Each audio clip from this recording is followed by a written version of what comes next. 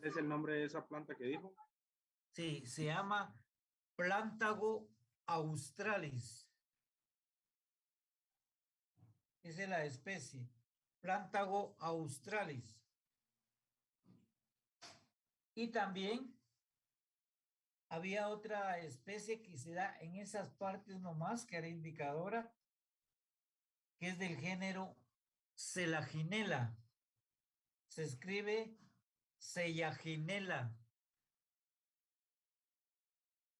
Esa Selaginella también nos indicaba ahí a nosotros, y esas son plantas de cobertura, de ahí que no actúan como malezas.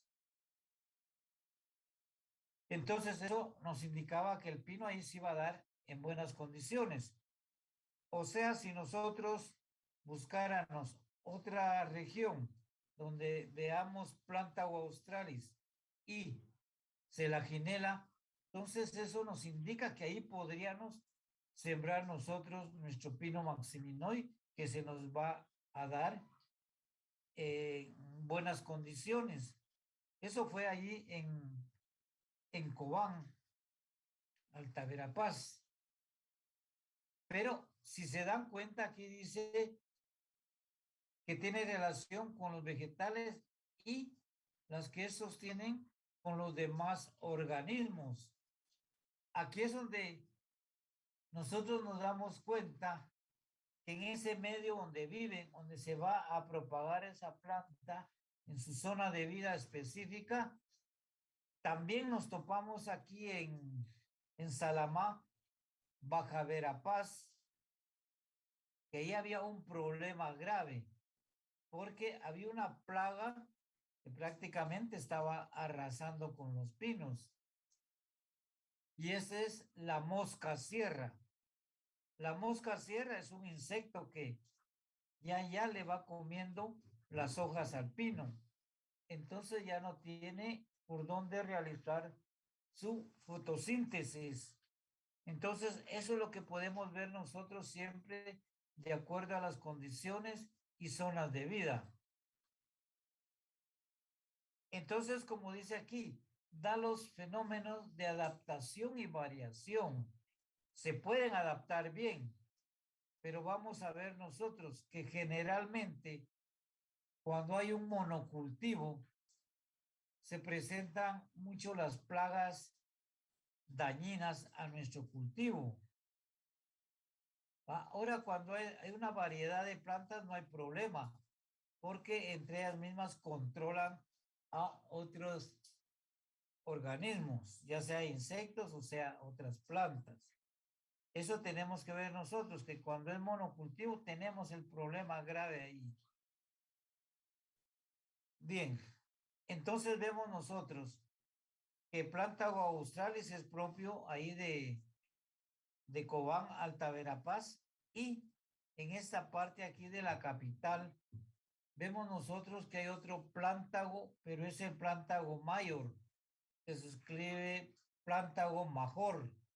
Ese Plantago mayor, ese sí lo podemos ver en todas estas regiones, pero nunca lo miramos en esas partes que son más altas, más húmedas. Eso tenemos que ir viendo nosotros como una planta indicadora.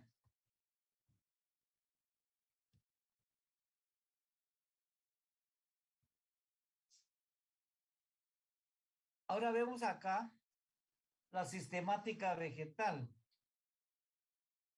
Como les decía yo a ustedes, en vez de taxonomía vegetal, tendríamos que usar el nombre de sistemática vegetal. Porque en sí lo que vamos a ver nosotros acá son los sistemas de clasificación botánica. O sea, es una sistemática. Hay diferentes sistemas. Inicialmente, como les decía, hubieron recolectores, que eran aquellas personas nómadas que iban de un lado a otro y fueron ordenando las plantas. Ellos primero las ordenaron en tóxicas o venenosas, y plantas alimenticias. Ya conocían ellos, ya empezaron a separar. Fue uno de los primeros sistemas que utilizaron en la clasificación de plantas. Clasificaron en tóxicas o venenosas y alimenticias. Eso eran cuando eran nómadas que iban de un lado a otro. Pero luego se volvieron sedentarios cuando se dieron cuenta que de una semilla brotaba otra planta.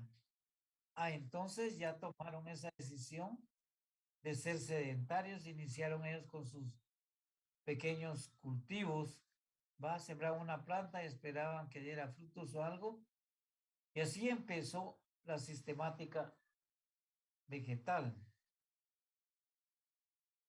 Entonces decimos que la sistemática vegetal hoy en día se ocupa de la descripción. Nosotros ya vimos descripción de 2 especies de plantas. Como recordamos, la descripción se inicia con el hábito de crecimiento de una planta. El hábito de crecimiento puede ser árboles, arbustos, hierbas, lianas herbáceas o lianas leñosas. Ahí iniciamos nosotros y terminamos con todos sus caracteres cuando hablamos de la semilla. Y no olvidar que cuando terminamos de hablar de uno de los órganos, entonces debemos anotar punto y coma, que es la forma como vamos a entender nosotros que ahí terminaron de hablar de un órgano y luego van a hablar de otro órgano. Al terminar de hablar de ese órgano, punto y coma, y cambian la descripción del órgano. Es muy importante conocer la descripción de las plantas, porque conociendo uno la descripción de las plantas podemos formar las claves botánicas. Entonces, si describimos nosotros unas 5 o 10 especies, podemos formar nuestra clave porque ya tenemos nosotros el conocimiento de los caracteres de esas plantas. Ya las podemos ordenar, las podemos agrupar. Porque, como dice, de las formas de los vegetales conocidas, a las cuales, después de analizar, las compara entre sí, encontrando diferencias y similitudes. Por ejemplo, las diferencias son los caracteres contrastantes. Si yo digo un árbol contra una hierba, son contrastantes. Pero si hablo de 2 árboles, quiere decir que son similitudes las que tienen. Y por eso la clave en eso nos orienta. Hablamos con árboles y con hierbas.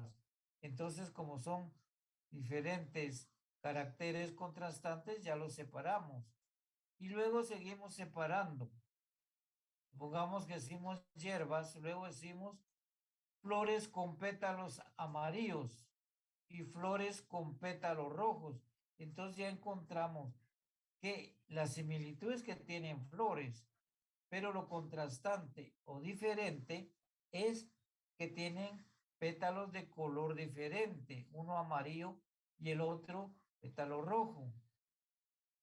Y así es como vamos estableciendo nosotros su clasificación. Recuérdense que a nosotros, si nos dicen, deme la clasificación taxonómica de una planta X, ustedes tienen que dar reino, subreino, división, clase, subclase, orden, familia, género y especie, que son los 9 taxones con los que nosotros trabajamos. O sea, son 9 taxones o 9 categorías taxonómicas, pero los vamos a ir ubicando específicamente donde corresponden. Por ejemplo, nosotros vamos a trabajar las similitudes estableciendo su clasificación, ordenándola en sistemas naturales o bien sistemas artificiales o los últimos que tenemos, que son sistemas filogenéticos para el estudio de la sistemática vegetal. Vemos nosotros cuáles son los sistemas naturales, cuáles son los sistemas artificiales y cuáles son los sistemas filogenéticos. Los más avanzados son los sistemas filogenéticos. Los sistemas más primitivos son los artificiales y por en medio dejamos a los sistemas naturales.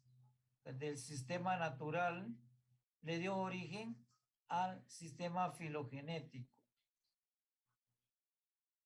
Por lo tanto, es necesario tener conocimiento sobre la morfología externa.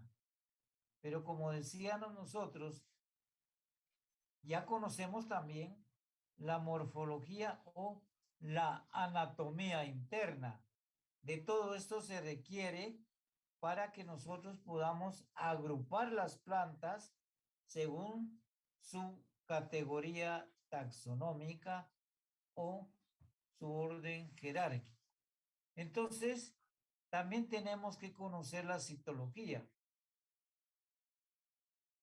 Por ejemplo, si nosotros estamos comparando unas plantas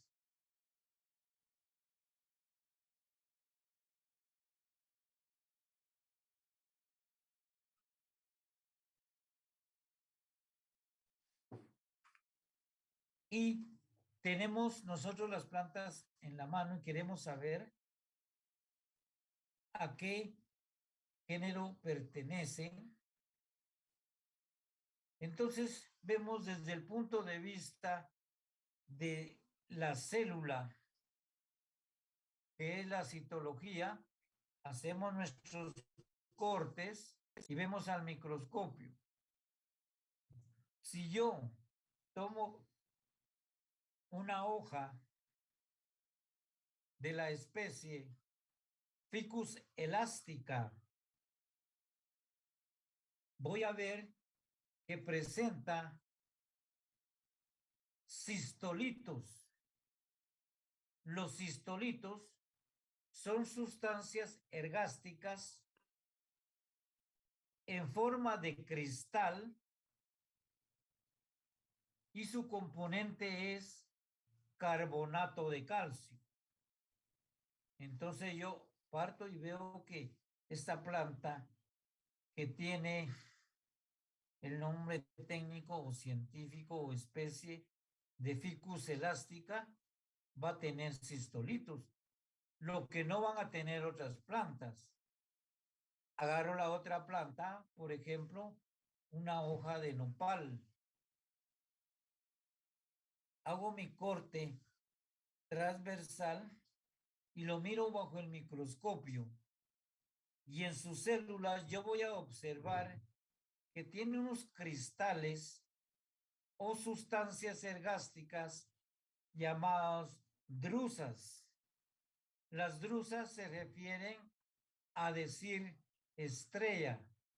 O sea, esos cristales tienen forma de estrella y son de oxalato de calcio. Entonces ya vemos dos diferencias acá. Entonces vemos que una tiene cistolitos, otra tiene drusas. Y tomamos otra, hacemos nuestro corte transversal, por ejemplo, de una llamada mala madre. Agarramos la hoja o la raíz y nos damos cuenta que esa presenta unos cristales o sustancias ergásticas de forma de aguja. Entonces son cristales de forma de aguja. Vemos que son tres diferentes, por lo tanto, no las podemos ubicar a donde mismo y mucho menos darle el mismo nombre. Estas sustancias ergásticas o cristales en forma de aguja son cristales de oxalato de calcio. Entonces tenemos dos de oxalato de calcio, las drusas y los rafidios, mientras que los cistolitos son de carbonato de calcio. Pero si vemos nosotros, cuando nos da un diagnóstico que tenemos cálculos en los riñones y nos los dan, si nosotros los seccionamos y los miramos bajo el microscopio, vemos que son cristales de oxalato o carbonato de calcio. Por eso es de que nosotros vemos ahí, tanto en la mala madre, en la sábila y en la oreja de burro.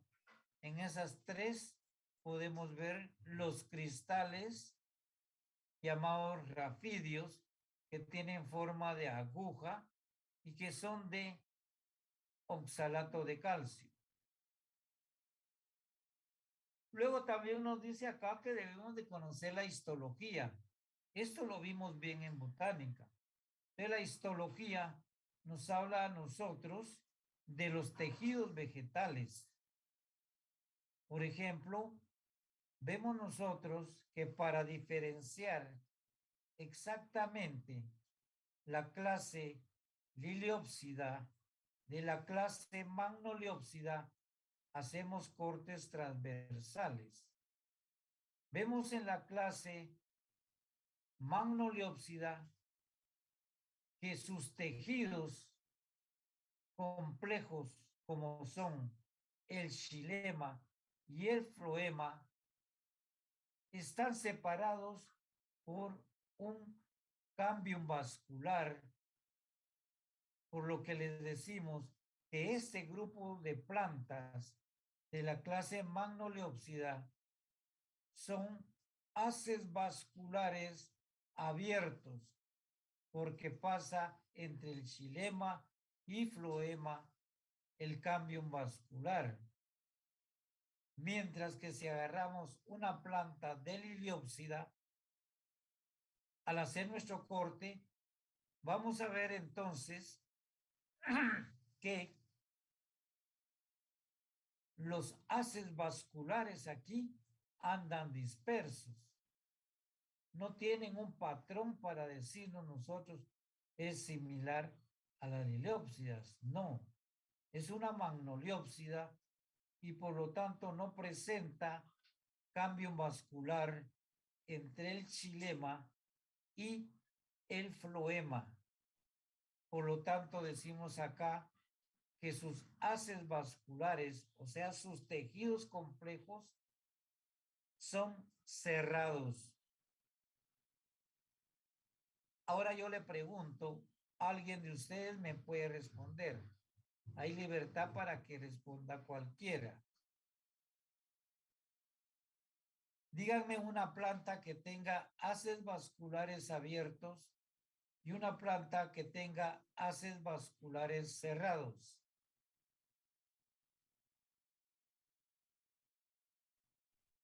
Los lirios tienen cerrados. La dalia los tiene cerrados también. La dalia. El maíz tiene los haces vasculares cerrados. El maíz tiene haces vasculares cerrados. ¿El limón tiene haces vasculares abiertos? ¿Cuál? ¿El limón? El cual no le escucho, disculpe. ¿El limón? El limón. Bien. El limón. Bambú los tiene abiertos. Entonces, desde ya, ustedes ya pueden separar las clases, tanto magnoliópsida como liliópsida. Ustedes solo hacen su corte y miran, esta es magnoliópsida y esta es liliópsida. ya se van adentrando dentro de la clasificación taxonómica. Porque si vemos reino vegetal, todas son plantas, inclusive las más primitivas. Entonces, recuérdense que para clasificar los dos subreinos del reino vegetal decimos subreino talobionta y subreino embriobionta. Entonces, cuando nosotros separamos, vemos que hay un grupo que es el talobionta, que es el más primitivo, donde no vamos a encontrar raíces, tallos, hojas, flores y frutos propiamente dichos. Estos son talobionta. Mientras que en embriobionta ya vamos a encontrar nosotros raíces, tallos, hojas, flores y frutos propiamente dichos. Ahí está ya otra parte de la clasificación taxonómica. Nosotros ahí podemos separar bien.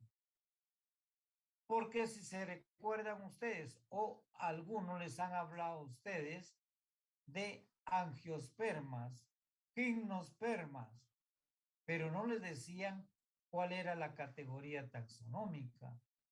Lo mismo les decían monocotiledonias y dicotiledonias, pero tampoco les decían a ustedes cuál era la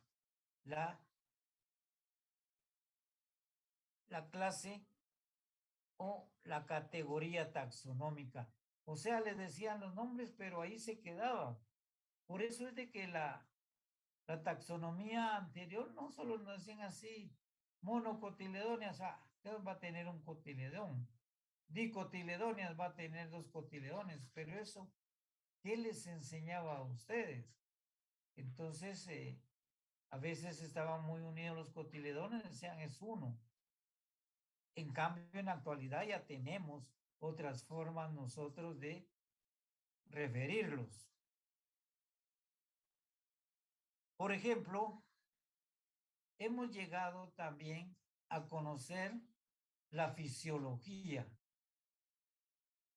¿Qué es el funcionamiento de las plantas? Nosotros no podemos comparar una hierba con un árbol, porque la fisiología de un árbol es más dinámica, produce más materia orgánica o materia neta, mientras que las hierbas producen menos, por eso es que no crecen mucho. Luego, cuando nos hablan de la embriología, ahí nos damos cuenta nosotros el ciclo de vida que va a tener una planta, desde que se forma el huevo hasta que nos da una semilla. Y eso lo hemos visto nosotros cuando vimos la doble fecundación. Ya podemos diferenciar en esa forma. Y la fitoquímica, o sea, las sustancias bioquímicas que presentan las plantas. Supongamos que ustedes tienen una planta, por decirles, Papaver somniferum, y tienen otra planta que se llama Solanum tuberosum. La mayoría se dirige por Solanum tuberosum, porque esta nos va a nutrir, nos va a dar sustancias energéticas, como por ejemplo, si nosotros consumimos los tubérculos, a lo que le llamamos papa, en este caso nos va a dar mucha energía porque nos da carbohidratos o gránulos de almidón. Nos sustenta bastante. Ustedes ven que a las personas, a los niños les dan su puré de papa. A nosotros nos gusta mucho comer papas, ya sea en caldo, fritas, etcétera. Nos estamos nutriendo bien. Entonces, si ustedes consumieran papaver somnífero, entonces en este caso no consumen nada nutritivo, sino que consumen el opio. El opio es una droga, lo sirve para drogarse. Y por eso es que muchos cultivan papaver, porque del fruto lo sangran, o sea, le hacen heridas, sacan un tipo de lechita. Esa al secarse es el opio. Entonces, la mayoría de personas sanas y principalmente los animales no van a agarrar, digamos, una palangana que tenga guaro y otra palangana que tiene leche o agua. Ellos prefieren tomarse la leche o el agua y no el guaro. Entonces les digo, las personas sanas van a optar por sus mejoras de vida. Y así es como podemos llegar a cierta edad. Luego tenemos nosotros la genética. La genética es lo último que estamos viendo nosotros en las plantas. Por ejemplo, como tenemos los sistemas filogenéticos, o sea, que traen caracteres de sus ancestros. Ahí es donde nosotros ya vemos que están más evolucionados. Tanto es que ya están estudiando mucho las plantas por sus genes, ¿va? La secuencia del ADN en los genes de las plantas. Eso ya está muy adelantado para nosotros, aunque Cronquist tiene el sistema filogenético, pero él sí lo vio también y con microscopios y todo eso, en base qué caracteres presentaban de sus ancestros. Y así es como él tiene sus seis subclases de la clase Magnoliopsida. Como les decía, hemos dividido ya en Liliopsida y Magnoliopsida.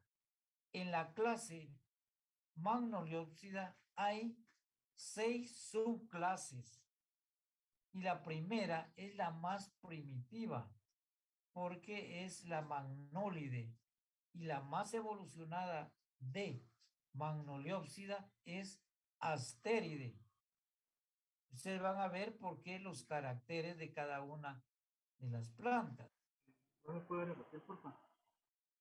Sí, vea, por ejemplo, vemos nosotros que Magnoliopsida tiene 6 subclases.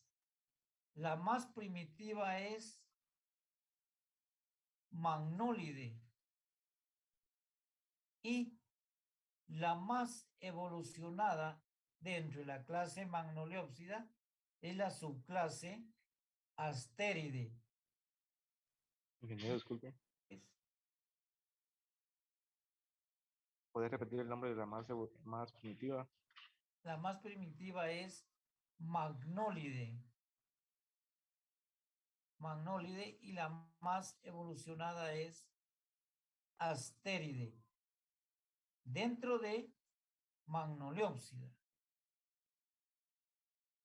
Entonces, nosotros vamos conociendo bien. Y este es el ordenamiento que tiene Arthur Cronquist. Ustedes vieran al tomar esta literatura, cómo lo orienta uno de bien, porque se va dando cuenta cuáles son los caracteres primitivos, cuáles son los caracteres más evolucionados, y por eso él las fue separando. Yo les decía que el subreino, tanto talobionta como embriobionta, talobionta tiene 9 divisiones, siendo la más primitiva esquizofita y la más evolucionada de talobionta es fungi o micófita, o sea, donde agrupamos a todos los hongos. La más primitiva, que es esquizofita, agrupa a las bacterias y algunos botánicos agrupan ahí mismo a los virus. Entonces, si son 17 divisiones y ahí llega la novena, quiere decir que nos quedan 8 divisiones que se van a incluir dentro de embriobionta. ¿Mm? Entonces, vemos nosotros que polipodiofita es la número 10 y es la más primitiva de embriobionta y la más evolucionada de embriobionta es magnoliofita, que es donde están ya todas las plantas con flores.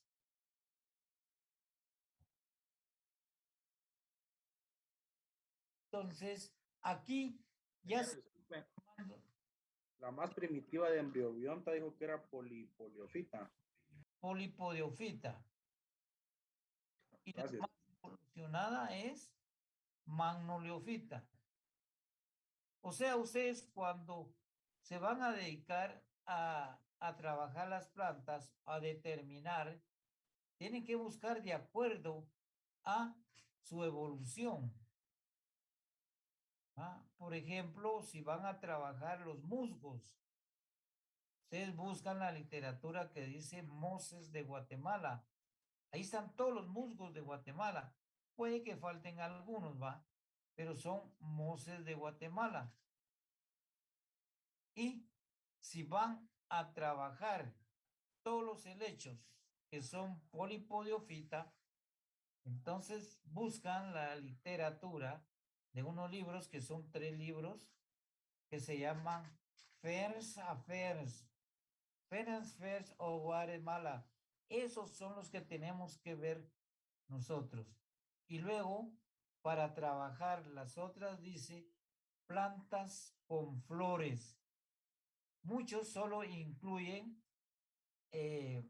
a partir de magnoliofita, pero otros ya incluyen pinófita, porque si vemos nosotros pinófita ya presenta flores y ya presenta frutos.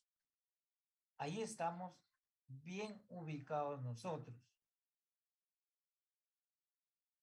Bien, entonces, como dice acá, la aplicación práctica fue la filogenética.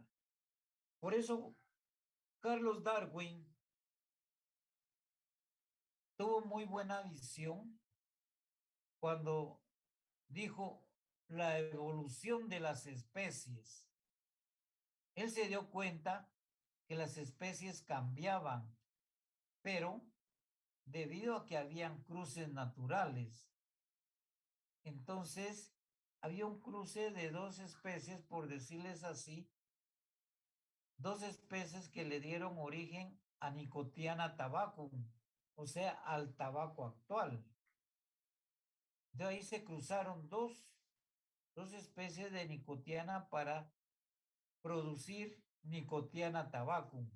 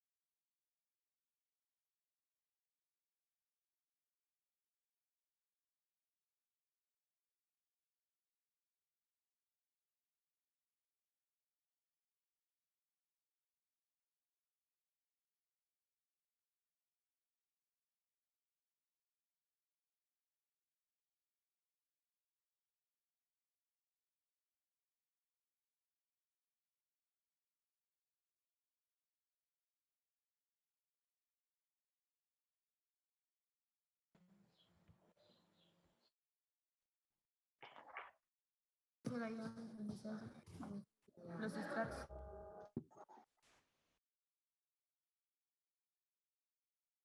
Se van a dormir.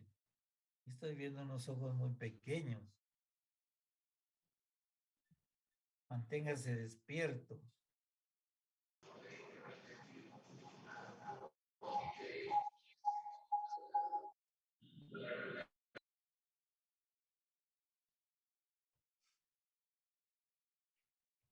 Jorge, una pregunta. Diga, ¿Cuál es la más evolucionada en las talobionta? en la talobionta es fungi, fungi o micófita. Donde están los hongos.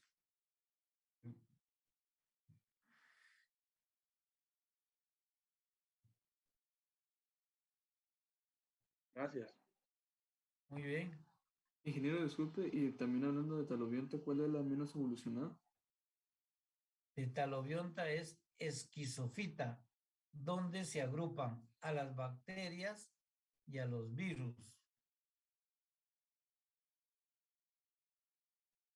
Por eso yo les digo, el documento de Arthur Cronquist.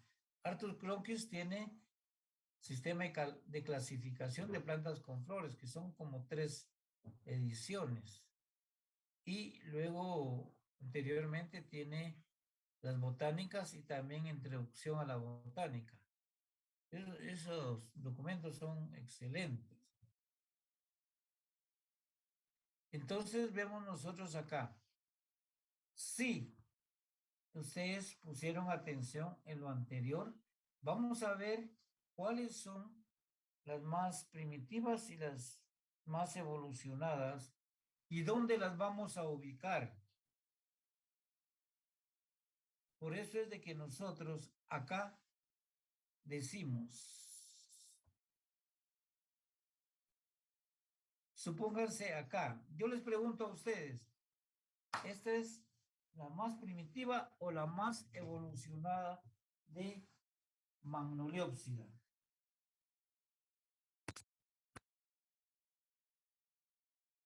¿Qué me dicen ustedes? La más primitiva. La Más más primitiva. primitiva, ¿va?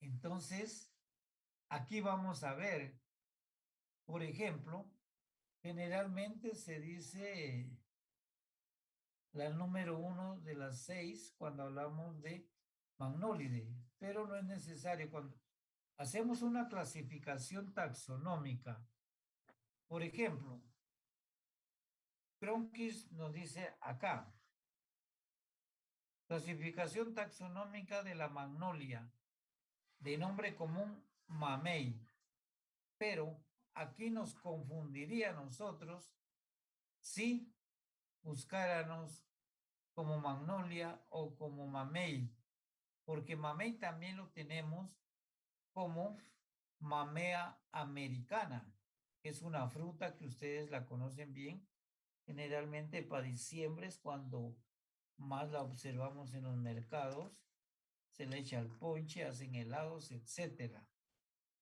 Entonces, si nosotros diéramos esta clasificación taxonómica para ese tipo de fruto, estaríamos equivocadísimos.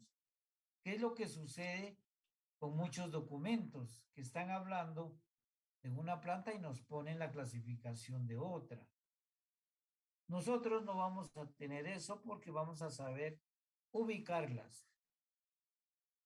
Y algo que quiero que desde ahorita se lo aprendan y va a ser para todas las categorías taxonómicas. Yo digo prefijo y sufijo. Aquí sería el sufijo, pero más que todo se habla de la terminación para ordenarnos más y que todos haremos la idea. Por ejemplo, aquí el reino tiene la terminación al. Ustedes antes decían mineral, vegetal, animal, al. Pero al vegetal le han puesto ahorita planté, que se escribe plantae. Pero si buscamos en los libros de Linneo, que está en latín, planté quiere decir planta. ¿Ah? Entonces, a alguien se le ocurrió y puso planté.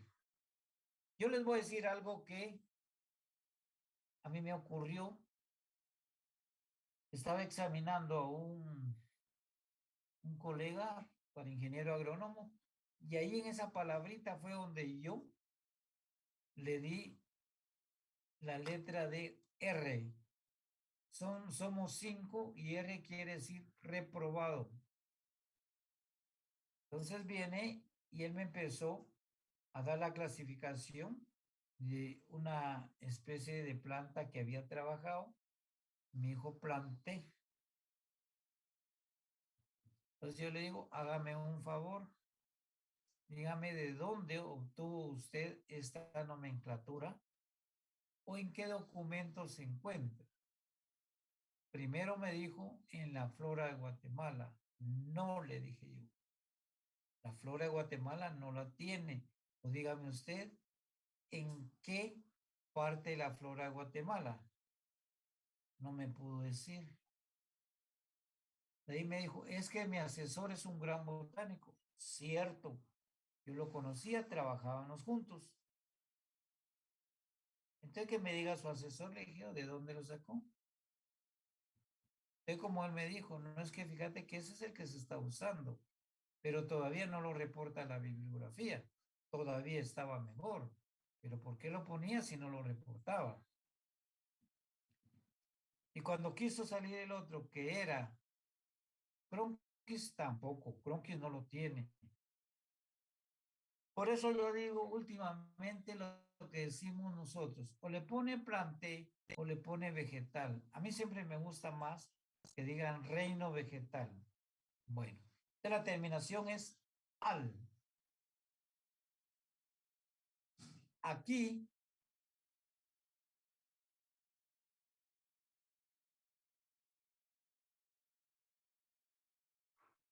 la terminación es bionta. Ese es uno de los subreinos. Entonces, ¿cuál es el otro subreino? Talobionta. ¿En qué termina? Bionta. Bionta. Bionta, ¿va? Entonces sí está bien ubicado. Bueno, luego nos vamos dentro del subreino embriobionta. Tenemos la división magnoliofita. Veamos entonces, tenemos magnoliofita. Entonces yo les hablaba de polipodiofita. Ahí en las algas hay clorofita. Hay pinófita. Entonces, ¿cuál es la terminación de las divisiones? Fita. Fita, ¿va? Fita, porque esa va a ser. Recuérdense bien cuando nosotros estamos pronunciando. Ustedes ya no van a equivocarse como algunos que van a decir pita. No, pita no. Fita, porque PH se pronuncia como F. Bien. Entonces, luego tenemos la clase. ¿Cuántas clases tenemos dentro de Magnoliofita? 2. 2. ¿Cuáles son? Liliópsida y monodiópsida. Liliópsida y Magnoliópsida. La terminación aquí es ópsida. ¿Ah? De la clase ópsida. Por eso nosotros cuando estamos leyendo ya sabemos de qué taxón nos están hablando. Clase, subclase, reino, etcétera. Y la subclase va a ser IDAE. Esa es la terminación de las subclases IDAE. Vamos a ver posteriormente las demás, ahí van a ver que el mismo orden lleva la familia. La familia vamos a ver que es ACAE. Alguien me escribió en el chat y me decía, mire profesor, es que fíjese de que en internet me tira la línea roja indicando que está mal escrito, pero no es así.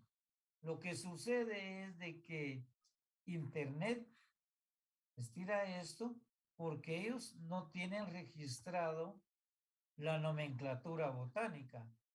Se van a dar cuenta ustedes que en estos nombres que son griegos o latinos, siempre les va a aparecer una línea indicando que no está bien escrito, pero hagan lo que hagan, les va a volver a dar. Entonces, son nomenclatura botánica. Entonces, aquí tenemos su clase IDAE.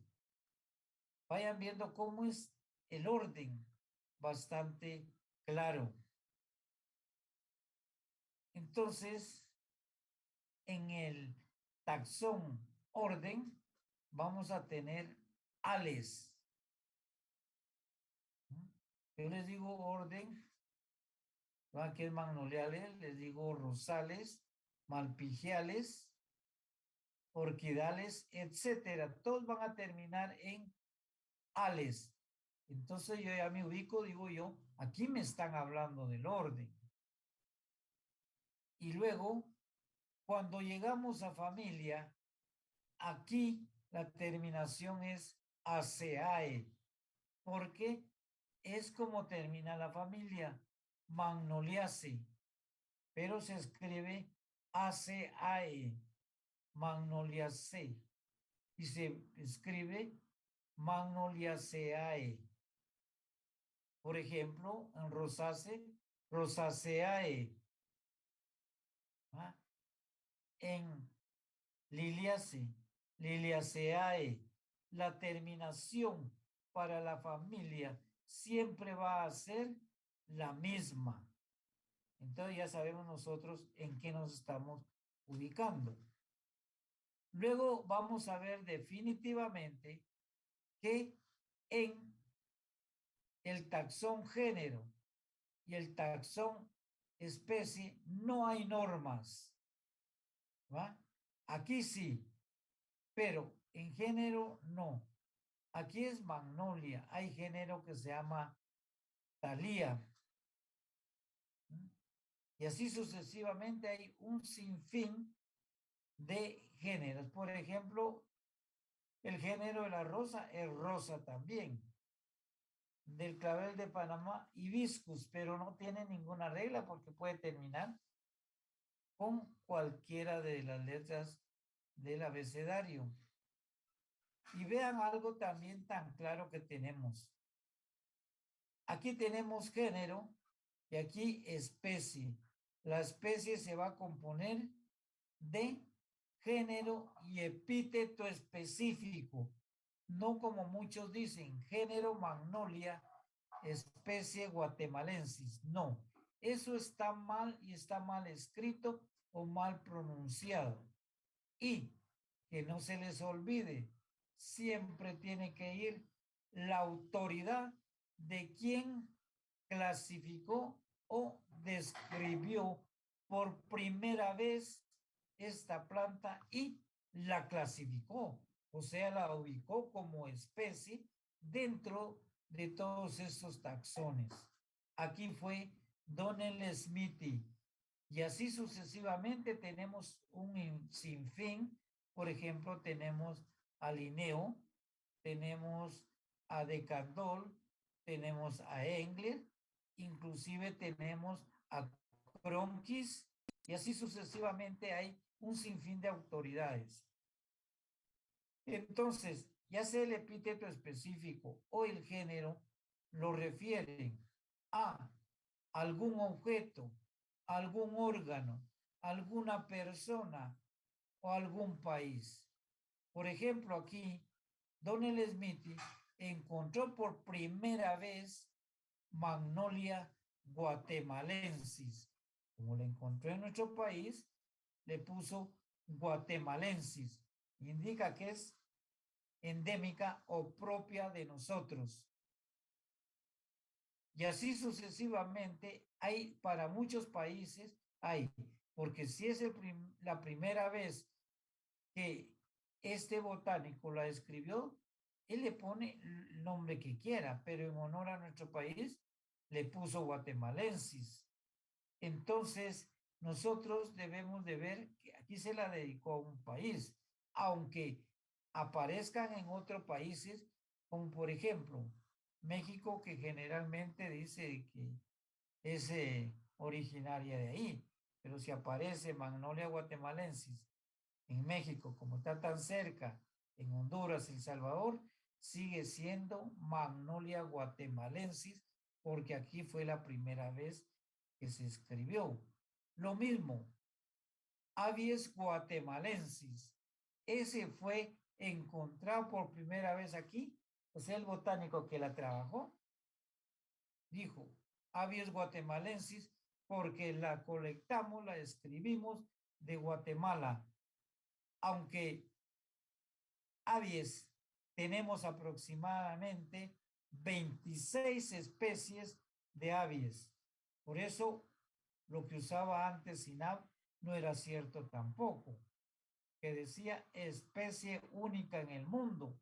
No, porque especie única es cuando a un género únicamente se le asigna una especie. Pero si, por ejemplo, Magnolia tiene varias especies, ¿va? Entonces, en base a eso, no podemos decir que especie única. Única se dice cuando el género tiene como única especie un epíteto específico. Entonces decimos aquí Magnolia guatemalensis, pero aquí, por nuestro país. Por ejemplo, ustedes han comido cocote de Marañón. El cocote de Marañón, ustedes ven que esos rojos, que son tan jugosos, tan suaves, tan carnosos, cuando el botánico que lo describió vio que tenía forma como el corazón, él al palparlo, entonces dijo, este parece un corazón y es bien rojo. Ah, entonces él como género le puso Anacardium y en algún lugar de Occidente lo encontró. Él le puso Anacardium occidentale. Eso nos indica que lo colectó en el occidente y por su forma le dijo que tenía una forma de corazón. Por eso es que se llama Anacardium occidentale. Veamos nosotros que para Magnoliopsida estos 4 categorías primarias van a ser básicas o principales en todas las especies. Donde empieza a cambiar es en la subclase hasta llegar a especie. Bien, jóvenes, les pregunto si tienen alguna duda que me quieran plantear. Con mucho gusto les respondo.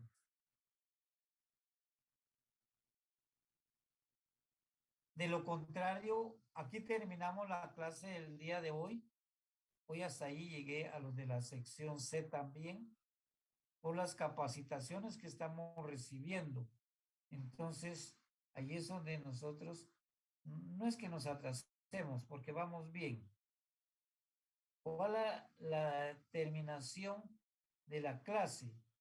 Ópsida. ¿Va?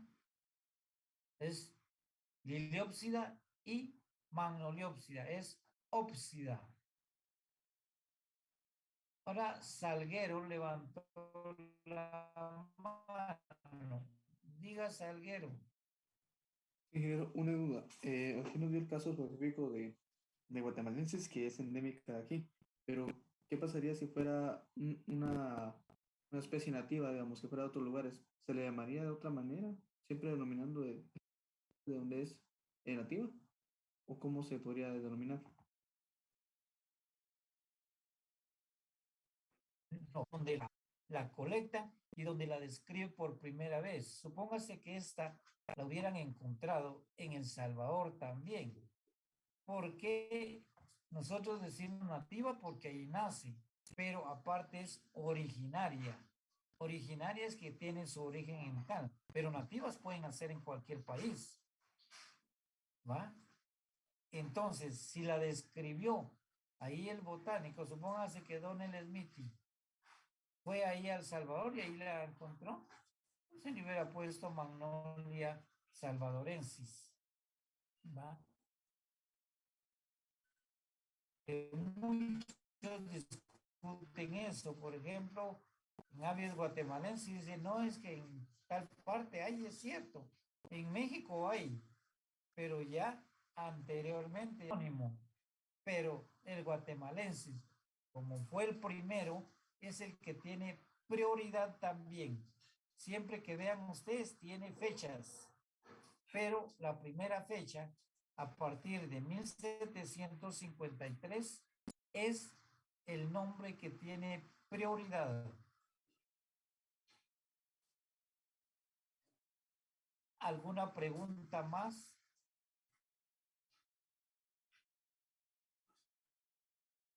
Bien, jóvenes, entonces pasen buena tarde. Yo estaba viendo que de los que tienen examen de recuperación o como le llaman primera retrasada, solo un compañero es el que me envió la del recibo de pago y solo él va a tener derecho a examinarse si está dentro de mis alumnos siempre. Si no, tienen que ir con el profesor donde están agrupados, donde recibieron la teoría. Yo tengo uno y lo examino el jueves. Jueves me toca a las 5 de la tarde. Bien, jóvenes, entonces pasen feliz tarde y hasta la próxima sesión de clase.